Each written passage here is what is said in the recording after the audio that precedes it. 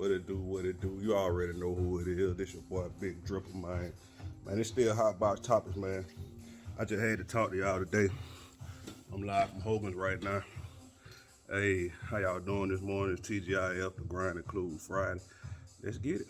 Let's work it into existence. Y'all know it's powered by Raz Energy as always. I done already killed it. I'm on my intro and my card right now. So we finna get it up, man. We finna have us a good session.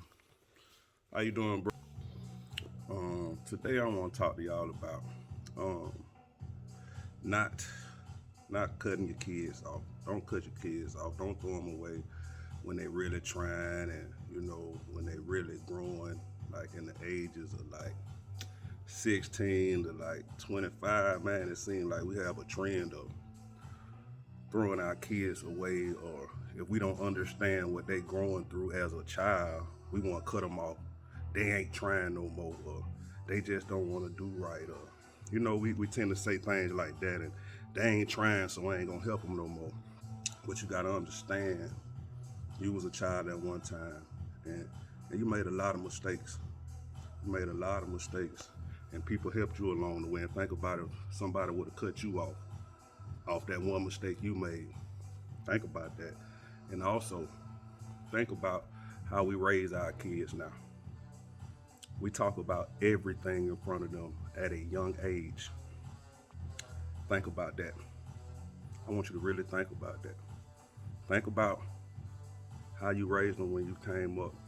Was you really friendly with them? Like, did you keep a lot of things away from them that a child shouldn't see? Or was you calling them sus and hey friend and doing all that kind of stuff that you do with your friends? Not only that, sometimes bringing up our past in front of our kids is not a good thing.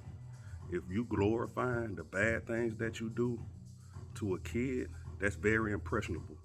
Think about that. It's very impressionable.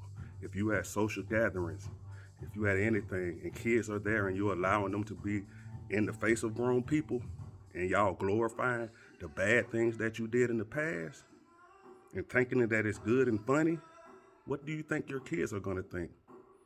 What do you think your little cousins are gonna think? What do you think anybody is gonna think if you glorifying the bad things that you're doing? Think about that. But then again, when we do all that, we'll say, you just like your mama. You just like your daddy. I heard this before. You just like your daddy. My daddy's story ain't my story. I ain't nothing like my daddy. I got some of his traits and all that, but my daddy's story ain't my story. You get it? I'm gonna let that sink in a minute. Your parents' story is not your story. If somebody telling you, you just like your mama, you just like your daddy, you tell them, no, I'm not.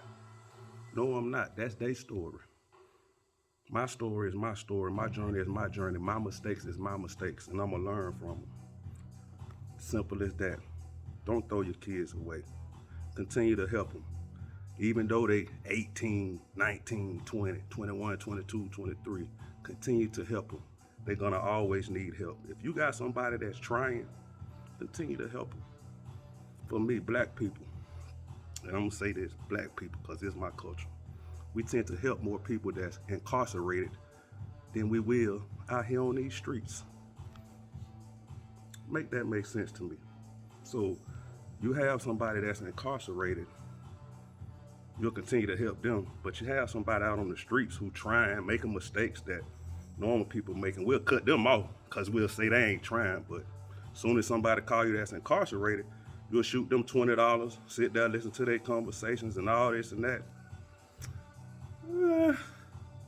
That kind of don't make no sense to me. I ain't saying you can't help the incarcerated, because we all need help, but why would you cut off somebody out here in this free world that's really trying? Like really, really trying. We all have stumbling blocks. We all make mistakes. Sometimes, you have to really be patient with your kids, especially if you didn't train them the right way.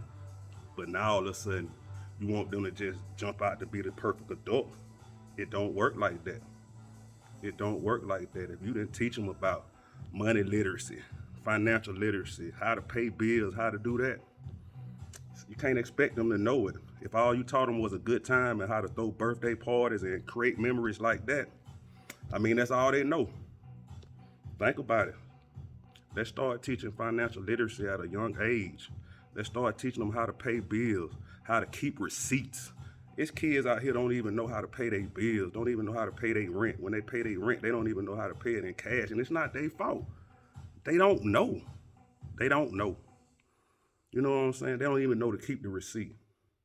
And it's not their fault. I didn't know at one time I got screwed over like that. But luckily I had my receipt. So I learned from that. And if they don't know, man, don't judge them like that. If they don't know, it's a lot of them that don't know, and we calling them and we cutting them off because we didn't teach them. Let's be honest. We dropped the ball. My generation, we dropped the ball with our kids, and we're expecting them to know everything when they get out here as an adult. We didn't teach them nothing. We was too busy partying.